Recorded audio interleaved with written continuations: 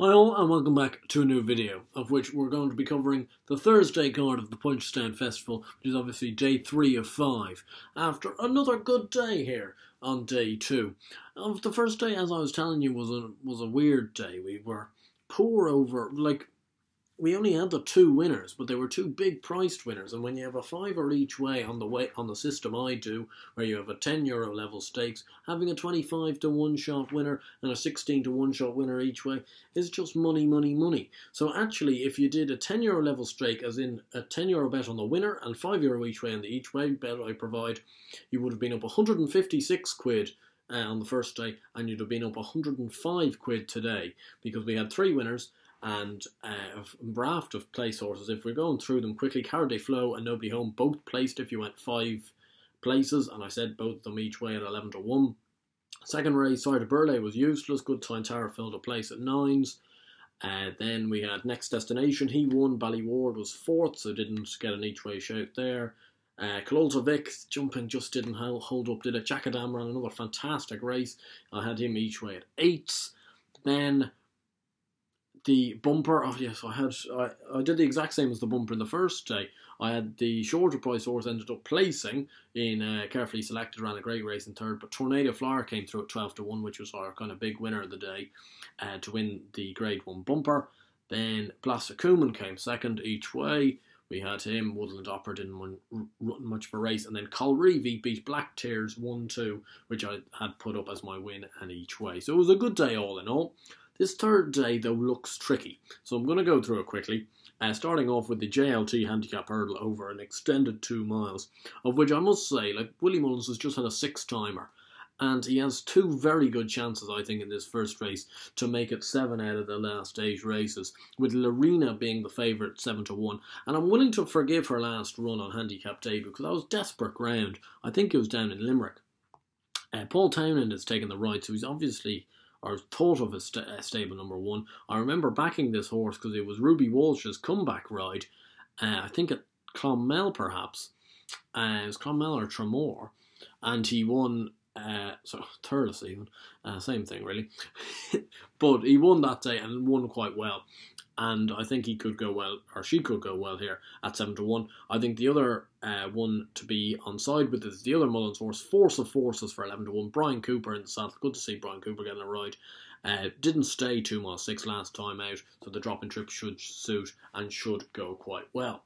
Move on to the Grade B Handicap Chase over 2 miles, and would you believe it again, I'm siding with a Mullins horse. I put a Bomb Papa in the Fairy House predictions as perhaps one to look out for. I didn't tip him that day, but he ran a very good race on Handicap Bow, and I think actually a 2 mile race suits this horse quite well because he stays. As for he doesn't stay at longer trips. So 7 to 1, I think that's not a bad price. I think each way in this race, the Nigel Hawke trained Speradek at 12 to 1's good price. I know he's top weight, but you have to remember he was only 8 lengths behind Undeso at Ascot in a Grade 1 only 2 starts ago. That's absolutely cracking for him. Undeso has just gone out and beaten Duvan and the rest in the champion chase here at Punchestown. So I'm willing to take a risk on this front-running top weight. Move on to the Latouche Cup.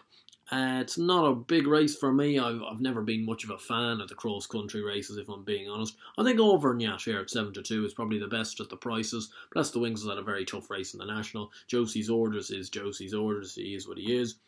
And I think Ballyboker Bridge at 14 to 1 isn't bad each way value if he can replicate some of his best form over the banks, which we all know he can do.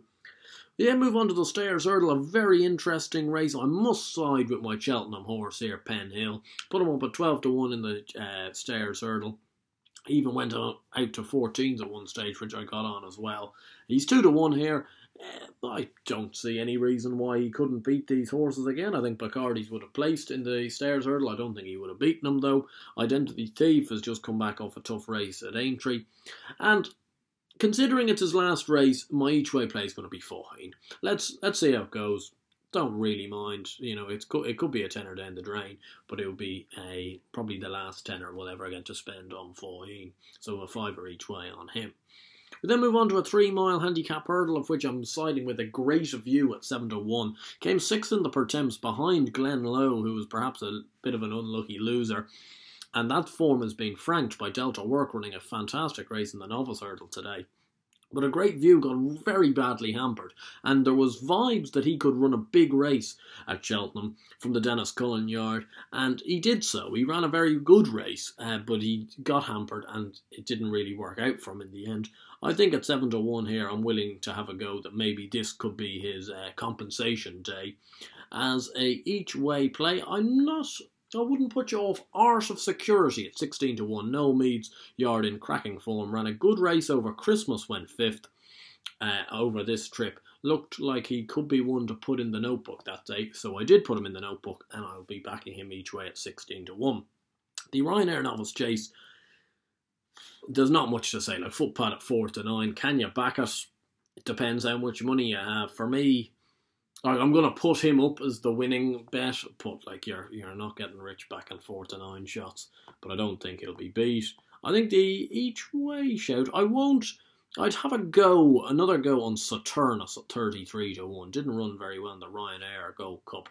I think he's better than that and could run a bigger race this time. That could be a without the favourite type market, perhaps. We then move on to the Close Brothers Mares Novice Hurdle, which Glenn's Harmony for Willie and David Mullins is the 7-2 favourite, but I'm going to oppose that because I'm going for the other Willie Mullins trained, Cut the Mustard here. Paul Townend rides and has ran a few nice races, but his jumping has always been a little bit fishy. If she can hold, her jumping can hold up, she could go close. And I think Red Hot Philly Peppers at 7-1 for Danny Mullins. Danny Mullins will 100% make the running on this mare. He's a fantastic front-running rider, is Danny Mullins, and I don't see any reason why she can't go close. If, again, a bit like the last one, if her jumping can hold up. And then we move on to the bumper race. You know, I know it's a bit repetitive, all these Mullins horses, but you see what happened today. You know, if you trusted the Mullins effect like today, you would have been in the money.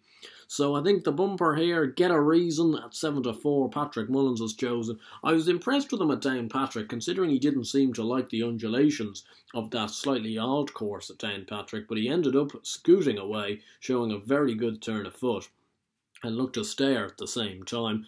As an each-way go, I'm going to take a very rough chance here on Gallant John Joe. I was very taken by his performance when 4th in the Land Rover bumper at this meeting last year at 50-1, when Keane as well, and Green. But he's shown absolutely nothing his two starts this year, but perhaps a return to Punchestown will see him in a better light. Anyway, I hope you guys enjoyed this video, and as always, if you enjoyed the video, please do give it a like and subscribe to the channel down below. As always, tell me who you've backed or who you are backing for the Punchestown Festival for the remaining couple of days. I'll be always happy to see them. Anyway, as always, best of luck.